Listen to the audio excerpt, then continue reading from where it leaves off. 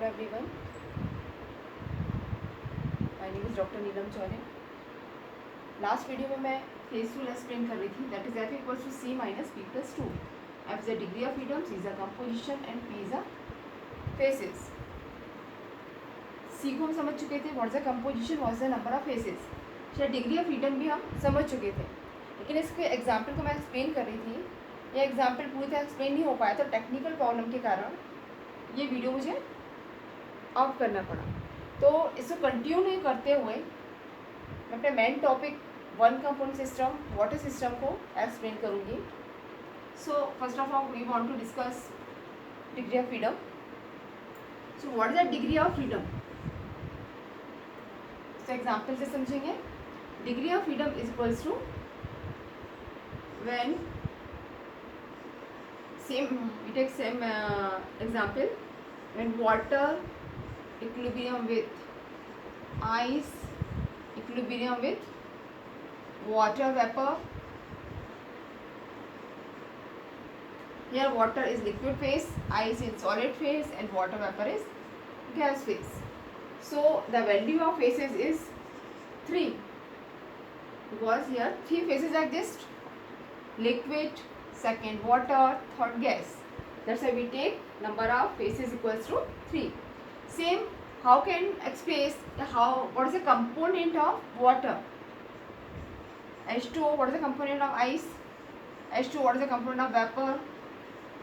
H2O means when water equilibrium with ice equilibrium with water vapor, at that time phases is 3 and component is same: H2O, H2O, H2O. Means one component. So value of C equals to 1. Phases value 3, component value by 1. Now we want to find the value of F.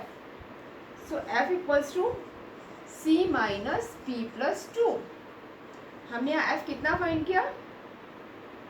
F C हमने 1 और the value of P 3 plus 2. 3 plus 1 3 plus 3 and minus 3. What is the value of F? F equals to 0. Means if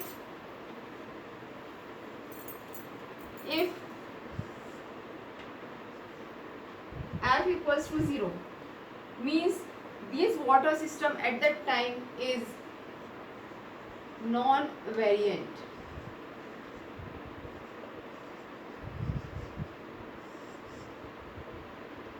Non-variant. What is the meaning of non-variant? It means इस system के लिए when water equilibrium with ice equilibrium with water vapor, at that time value of F equals to 0. 0 means non-variant. Non-variant मतलब ये किसी भी variable पे depend नहीं करेगी. वेरिएबल मीन्स ना टेम्परेचर पे डिपेंड करेगी, ये सिस्टम ना टेम्परेचर पे डिपेंड करेगा, ना प्रेशर पे करेगा, ना कंसंट्रेशन पे करेगा. Same a value of F equals to 1. 1 means univariant.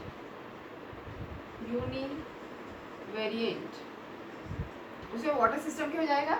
यूनिवेरिएंट. A value of F equals to 2. इस फॉर्मूले में वैल्यूज पुट करने के बाद 1 भी 0 भी आ सकता है, 1 भी आ सकता है, 2 भी आ सकता है, 3 भी आ सकता है. If 0 at that time system is non-variant. If F equals to 1 at that time system is univariant. Same if F equals to 2 at that time system is bivariant. And when F equals to 3 at that time system is trivariant. What is the meaning of variant? It is the minimum number of variable like pressure, temperature and concentration, composition. If F equals to 0 means हमारा जो system है वो किसी भी variable पे depend नहीं करेगा.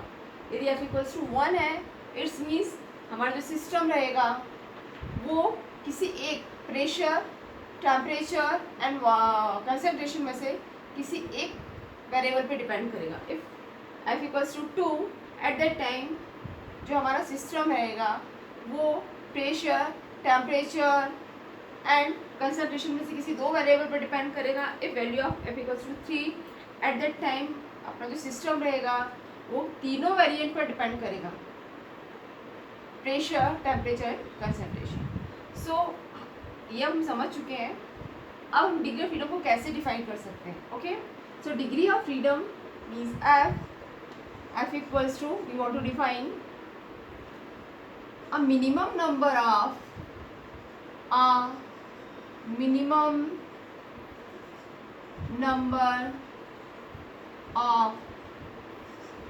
variable, a minimum number of variable, वो वेरिएबल कौन से हैं? वो वेरिएबल है प्रेशर, टेम्परेचर, कंपोजिशन या कंसंट्रेशन।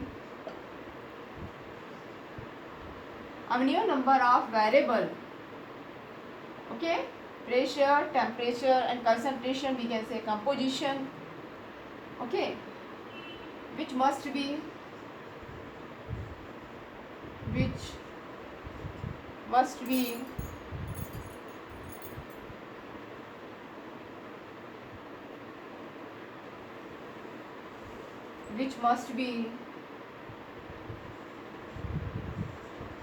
defined to system।